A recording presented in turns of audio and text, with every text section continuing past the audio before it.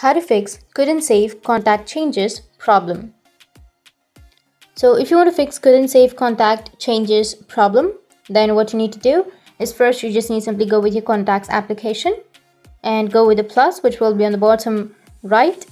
And once you're here, what you need to do is just go with the upper side, which have save to option. If you've not selected your save to the correct destination, then you will find this kind of problems.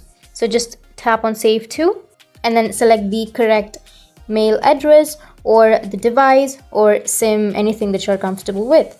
So just go with the correct address. Once you've selected the correct address, you need to enter the first and last name and then your company, like if you have, but you can also skip that, and enter your phone number, and then you can also add their email, the birthday, their address and everything, and also notes. And once you've done with all of the information, you can go with save, which is on the upper right, and you will not find that problem again.